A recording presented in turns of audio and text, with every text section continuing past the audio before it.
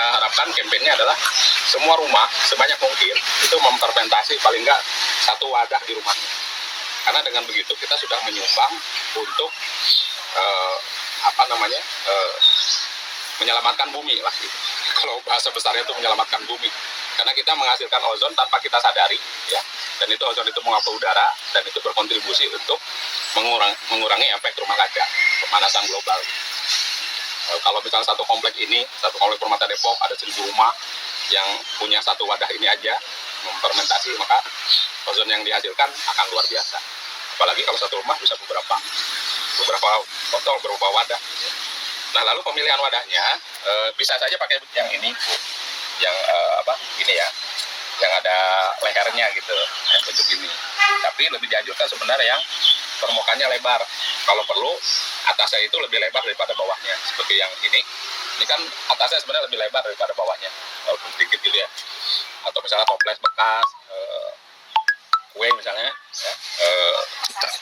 ya gitu Pak. Tadi minum. Atau jadi permukaannya lebar sehingga begitu kita pakai itu kita tidak perlu buka tutup untuk mengeluarkan gasnya, karena gasnya pelan-pelan keluar. Ya? Bahannya pasti kaleng itu takutnya bereaksi karena asam kan nih. Plastik atau gelas? Ya, plastik atau gelas. Gelas terlalu mahal itu. Cari yang wadah-wadah bekas yang plastik.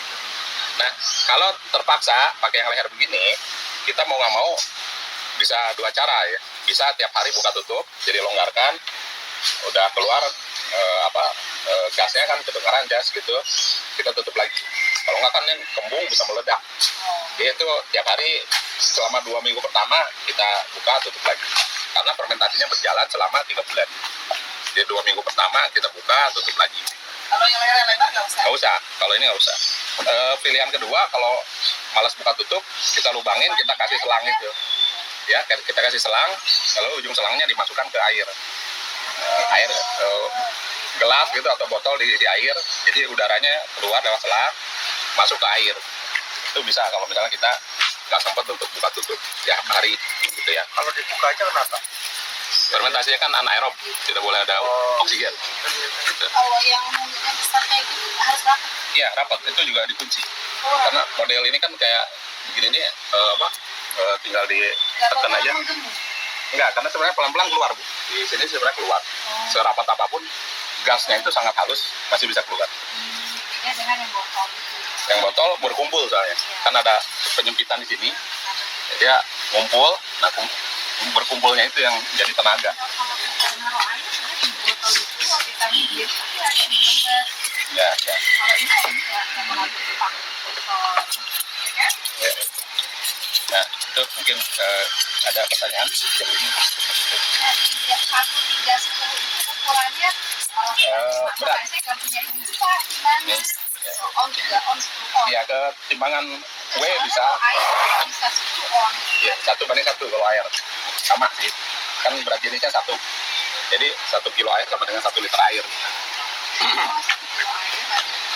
Sama. Jadi air pun ya ditimbang aja. Nah, kalau misalnya khawatir berat jenisnya mungkin airnya sudah mineralnya banyak, bisa saja berat jenisnya nggak 1. Biasanya yang 1 itu air suling, kayak air AC itu 1 jadinya berat jenisnya. Tapi kalau misalnya kita pakai aqua misalnya, berat jenisnya nggak 1 biasanya, karena dia udah ada ditambahkan mineral gitu. Kalau air pump? Air pump lebih ini lagi, justru air pump tidak boleh kita pakai, karena kapolitnya kan lumayan. Sumur ya? Iya. Sumur ya? Mempengaruhi nanti proses fermentasi alami di sini. Air tanah ya? Air tanah. Air AC aja. Air AC bagus. Air AC daripada kebuang-buang. Iya. AC itu boleh diminum. Iya, air AC boleh diminum air AC. Boleh. Itu kan dari uap dimunkan, itu murni sekali. Air AC itu murni. Masalahnya kotor selangnya. Ya, selangnya rajin dibersihin, atau sebelum digunakan ditarik. Bisa diminum ya? Bisa. Dengan selang baru. Siap minum, nggak usah dimasak. Buat yang kebetulan, ya dikumpulin tuh air AC. Saya tampungin buat nyiram aja. Asepsi kalau Pak, setelah 3 bulan ya botol taruhnya asepsi. Setelah 3 bulan nih selesai prosesnya. Ini kayak ini kan udah selesai 3 bulan, Minum. bisa, bisa dipakai Jadi pupuk. macam-macam. Itu pupuk itu salah satu saja. Oh. Sebenarnya kalau tujuan kita hanya untuk pupuk, fermentasi itu cukup 2 minggu.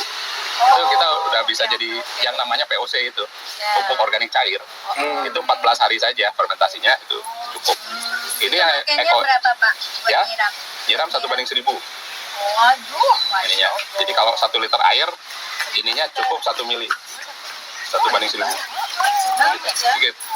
Kalau kelebihan nanti apa Pak? Kelebihan Jadi, nanti. Kita mungkin pernah waktu kuliah belajar teori osmosis. Nah, jadi terlalu larutan dengan jadi yang kepekatannya tinggi sama kepekatan rendah. Nah, kalau kepekatan yang rendah dia akan naik ke kepekatan tinggi kan. Gitu. Jadi kalau misalnya kita kasih pupuk yang kental disiramin ke tanaman, nah berarti kan pupuk ini lebih kental daripada tanaman. Jadi air dari tanaman nanti turun ke bawah, makanya terus jadi kering karena dia kesedot sama pupuk kita yang kental itu.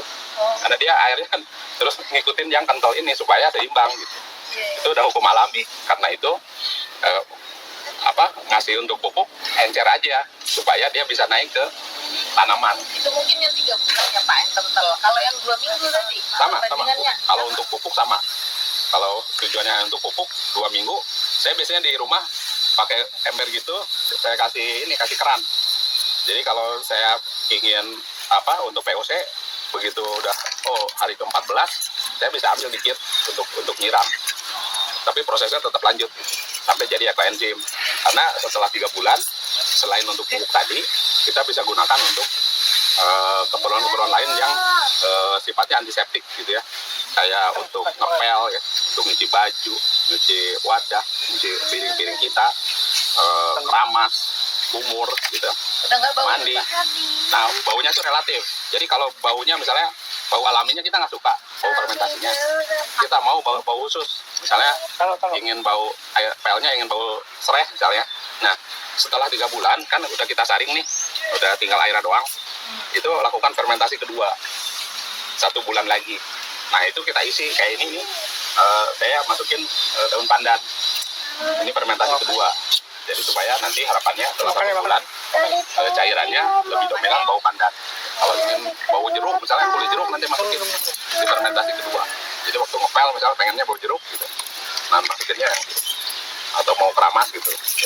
Tapi memang sudah nggak akan pernah bening ya. Ya, memang keruh. Gitu ya. Keruh, ya.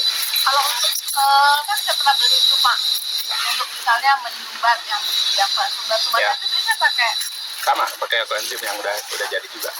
Atau yang kalau ampasnya. yang tersumbat. Ya, jadi dia kan sifatnya asam. Dia bisa menguraikan si lemak biasanya kan. Yang nyumbat itu kan biasanya lemak bertumpuk. Iya, ya.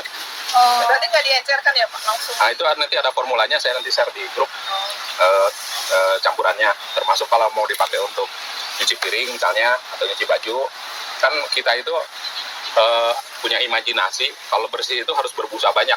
Iya. Kalau tidak berbusa kan rasanya belum cuci gitu.